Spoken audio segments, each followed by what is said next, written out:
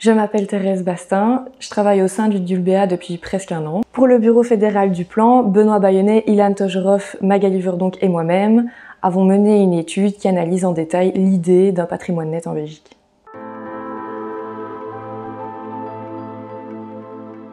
Dans la presse, on entend souvent le terme de taxe sur les millionnaires, taxe sur les riches, impôt de solidarité sur la fortune, et en fait toutes ces taxes se rapportent à la même chose, c'est un impôt sur le patrimoine net.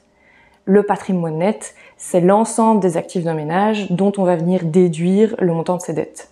Les actifs, en fait, se composent d'une part des actifs réels, donc le logement, le véhicule, les objets de valeur, et également des actifs financiers, donc ça ce sont les comptes épargne, et également les comptes courants, des obligations et des actions.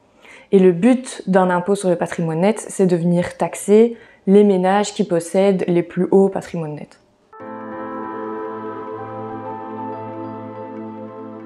Il y a principalement deux raisons. Premièrement, depuis les années 80, il y a vraiment une augmentation des inégalités. Par exemple, en 2021, les 0,01% des patrimoines les plus élevés possédaient 11% du patrimoine net total, alors qu'en 1995, ils possédaient 7% du patrimoine net total. Deuxièmement, il y a également un enchaînement de crises. Après la pandémie, il y a eu également la crise énergétique et la crise climatique, qui font qu'il y a un besoin crucial de fonds publics. Et c'est pour ça qu'en 2015 et 2019, il y a eu différentes propositions de loi de partis belges, donc PTB, PS et les Verts, qui ont proposé de venir taxer le patrimoine net à partir de 1 ou 1,25 million d'euros, avec un impôt progressif, avec des taux qui variaient entre 0,4 et 3% du patrimoine net. Ces propositions de loi viennent en fait à contre-courant de ce qui est en train de se passer dans l'OCDE, vu que tous les pays sont en train de progressivement abandonner la taxe. En 1990, 12 pays avaient encore cet impôt, tandis que de nos jours, il y a la Suisse, la Norvège et l'Espagne qui l'implémentent encore.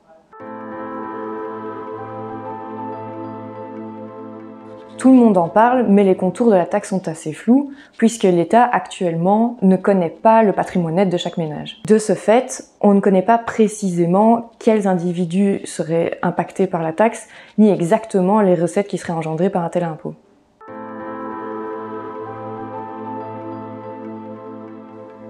Premièrement, notre étude circonscrit le concept de patrimoine net, pour ensuite se demander quelles sont les données lacunaires qui permettraient de recomposer le patrimoine net des ménages. Enfin, on va regarder les raisons qui ont expliqué cet abandon progressif de la taxe dans les pays de l'OCDE, en regardant les différents effets et les risques engendrés par cette taxe.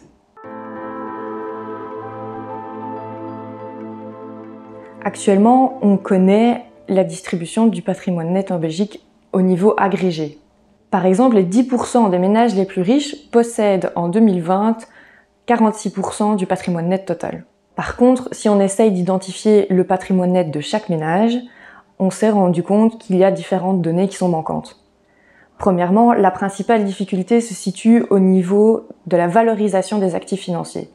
C'est-à-dire qu'actuellement, la Banque nationale belge reçoit des informations des intermédiaires financiers, mais en réalité, le SPF Finance et d'autres autorités n'ont pas un accès à cette base de données. Cela signifie donc qu'il faudrait une modification de la législation pour étendre l'accès à cette base de données. Deuxièmement, on connaît la valeur du patrimoine immobilier. Cependant, celui-ci repose sur le revenu cadastral qui date de 1975 et qui donc ne reflète plus la valeur actuelle du patrimoine immobilier. Troisièmement, il y a des actifs qui sont non connus pour tous les ménages. Par exemple, les objets de valeur ou les actions dans des sociétés non cotées en bourse. La suite de l'étude s'intéresse aux différents effets et risques d'une taxe sur ce patrimoine net. On distingue les effets de court terme et de long terme basés sur l'observation des comportements des ménages dans les pays où la taxe a été implémentée. À court terme, si la taxe était instaurée en Belgique, on pourrait s'attendre à ce que les contribuables sous-déclarent le montant de leur patrimoine, qu'ils déplacent leur patrimoine à l'étranger, ou bien qu'ils décident de changer leur type d'actifs pour des actifs qui sont moins ou pas taxés. Ces effets de court terme ne sont pas une surprise. Par contre, sur le plus long terme, les études ne confirment pas certaines croyances. Par exemple, une des croyances, c'est que cet impôt engendrerait une émigration massive des ménages les plus riches vers l'étranger. Or, la mobilité qui a été observée se situe plutôt à l'intérieur du pays. Enfin, cette taxe peut également engendrer différents risques, notamment un coût important d'implémentation et de contrôle, et également une double voire une triple imposition.